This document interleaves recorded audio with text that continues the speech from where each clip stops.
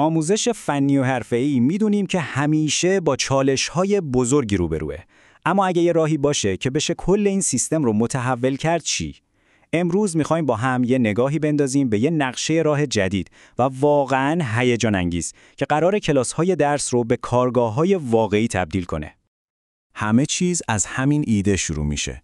هر مربی دلسوزی که تو این حوزه کار میکنه میدونه که چالش‌های کلاس درس چقدر واقعی و جدی هستن و خب اولین قدم برای حل این چالش‌ها اینه که قبول کنیم این یه مشکل همه‌گیره و باید با هم دنبال راه حل بگردیم.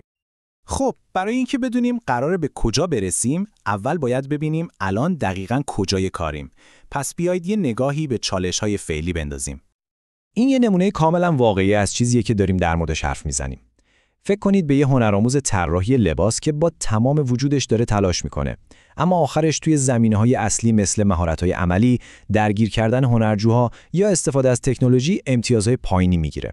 و این مشکل اون فرد نیست، مشکل از سیستمه. خب، سوال اصلی همینه. چطور میشه یک کلاس درس رو از یه جایی که فقط توش حرف زده میشه به یه کارگاه واقعی تبدیل کرد؟ جوابش این نیست که سخت‌تر کار کنیم. نه، باید هوشمندانه‌تر و خب متفاوت کار کنیم. خب این متفاوت کار کردن از کجا شروع میشه؟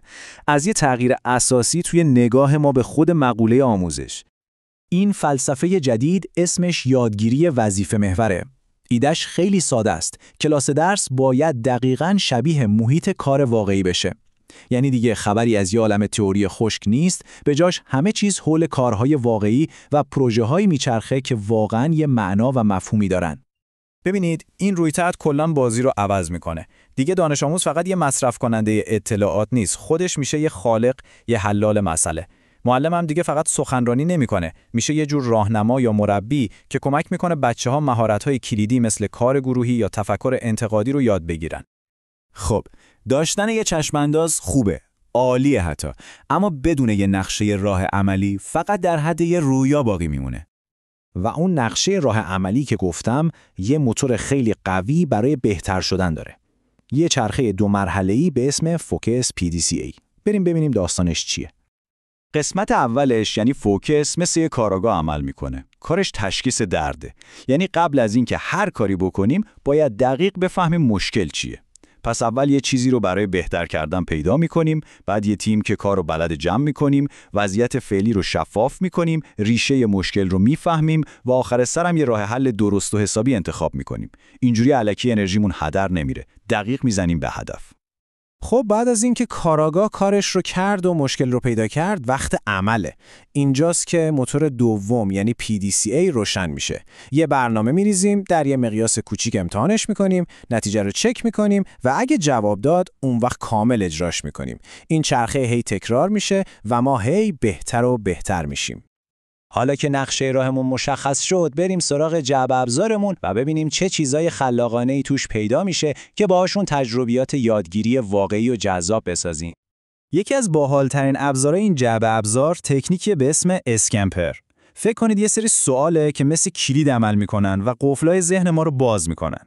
با این سوالا میتونیم به هر کاری فرقی نمیکنه، طراحی لباس باشه یا تعمیر ماشین، یه جور دیگه ای نگاه کنیم و کلی ایده جدید پیدا کنیم. حالا ببینید این تکنیک چطور یه کار روتین مثل تعمیرات رو زیر و رو میکنه. به جای اینکه دانش آموز فقط یه سری دستورالعمل رو تو تیوار تکرار کنه، حالا به چالش کشیده میشه.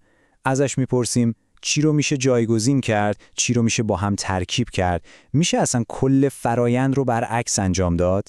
اینجوریه که یادگیری از یه کار حفظی خسته کننده تبدیل میشه به یه ماجراجویی هیجان انگیز برای حل مسئله. البته اسکمپر فقط یه نمونه است. این جعبه ابزار خیلی پر و پیمونه. توی این چارچوب کلی روش باحال دیگه هم هست. مثلا یادگیری اکتشافی، مایند مپینگ یا آموزش بر اساس سناریوهای واقعی. هدف همه اینا هم مشترکه. اینکه دانش آموز رو عمیقاً درگیر کنیم و مهارتایی بهش یاد بدیم که واقعاً تو دنیای کار به دردش بخوره. خب وقتی روش تدریس رو عوض می‌کنیم، یه چیز دیگه‌ای هم باید عوض بشه. روش امتحان گرفتن و نمره دادن. اینجا دقیقاً همون جاییه که یه شیفت ذهنی بزرگ اتفاق میفته. ما دیگه نمیپرسیم دانش آموز چی بلده، بلکه میپرسیم دانش آموز چی کار میتونه بکنه. این یعنی دیگه خبری از امتحانات تئوری نیست، به جاش میریم سراغ پروژه‌هایی که نشون میدن یه نفر واقعاً چقدر بلده یه کاری رو توی عمل انجام بده. مثلا فرض کنید پروژه تعمیر یه دستگاهه. ما فقط به این نگاه نمی کنیم که دستگاه آخرش درست شد یا نه، ما کل فرایند رو میسنجیم. آیا تونست مشکل رو درست تشخیص بده؟ نکات ایمنی رو رعایت کرد؟ با بقیه اعضای تیمش چطور کار کرد؟ این یعنی یه نگاه کامل، یه ارزیابی 360 درجه به تمام مهارت‌های واقعی. حالا وقتشه که همه این تیکه‌های پازل رو بذاریم کنار هم. یادتون اول بحث از یک کلاس طراحی لباس شروع کردیم؟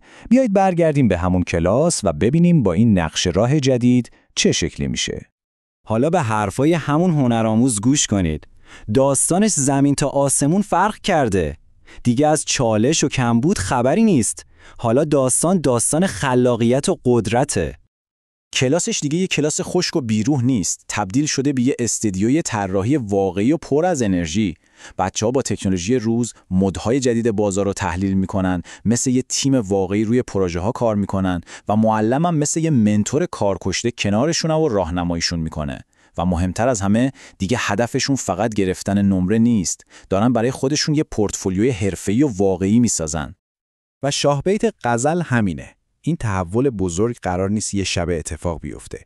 با یه قدم کوچیک شروع میشه. اینکه فقط و فقط یک تسک، یک وظیفه رو توی کلاستون از نو طراحی کنید. پس حالا این سوال از خودتون بپرسید. اولین کاری که میتونید توی کلاس خودتون متحولش کنید چیه؟